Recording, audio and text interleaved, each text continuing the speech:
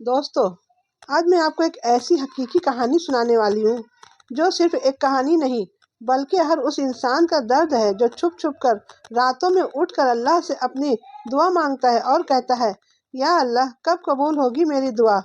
آج ہم جانیں گے دعا کب قبول ہوتی ہے، کیسے ہوتی ہے اور اللہ اپنے بندوں کو کون کون سے اشارے دیتا ہے۔ چھوٹے سے گاؤں میں رحمان نام کا ایک آدمی رہتا تھا۔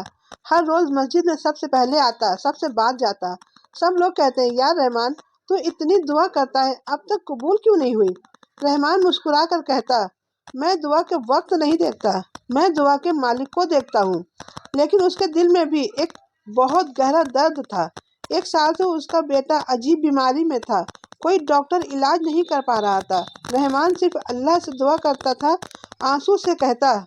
ایک رات تہجد کا وقت تھا، آسمان خاموش، ہوا بالکل ٹھنڈی، سب سو رہے تھے۔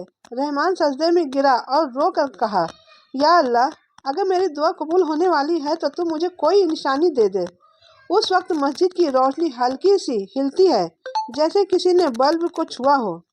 رحمان نے اوپر دیکھا، کوئی نہیں، مگر اس کا دل کہہ رہا تھا، یہ اشارہ ہے۔ دل کا اچانک ہلکا ہو جانا، جس پل بندے کا دل عجیب طرح کا ہلکا ہوتا ہے، جیسے بوجھ اٹھ گیا ہو، سمجھ لو دعا آسمان تک پہنچ چکی ہے۔ دل میں ایک عجیب سکون، جب آدمی بے چین ہو مگر دعا کے بعد سکون آ جائے، یہ سکون اللہ کی رحمت کا سائن ہوتا ہے۔ جہاں انسان امید نہیں کرتا وہاں سے اسباب بنتے ہیں۔ ایک اچانک فون کال، ایک اچانک مدد، ایک اچانک چانس، یہ سب دعا کے قبول ہونے کا طریقہ ہے۔ ایک بزرگ نے کبھی رحمان سے کہا تھا، بیٹا اللہ کبھی دعا کو ریجیکٹ نہیں کرتا، یا تو جس وقت تو مانگتا ہے وہ دے دیتا ہے، یا بہتر وقت کا انتظار کرواتا ہے، یا پھر اسے بہتر چیز سے دے دیتا ہے۔ رحمان روز یہ بات یاد کرتا۔ ایک دن صبح رحمان کے موبائل پر کال آتی ہے، ڈاکٹر کی آواز تھی، رحمان بھائی ایک نئی رپورٹ ملی ہے، آپ کا بیٹا اب ٹھیک ہو رہا ہے، جو بیماری ہم سمجھ نہیں پا رہے تھے اب خود بخود ختم ہو رہی ہے۔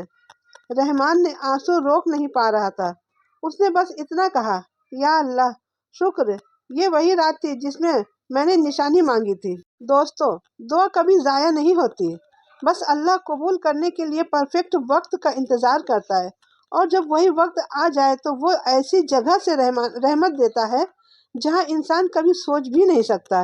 اس لیے رات لمبی ہو یا مشکل گہری ہو، دعا بند نہیں کرنی۔ اللہ کے یہاں دیر ہو سکتی ہے، اندھیر نہیں۔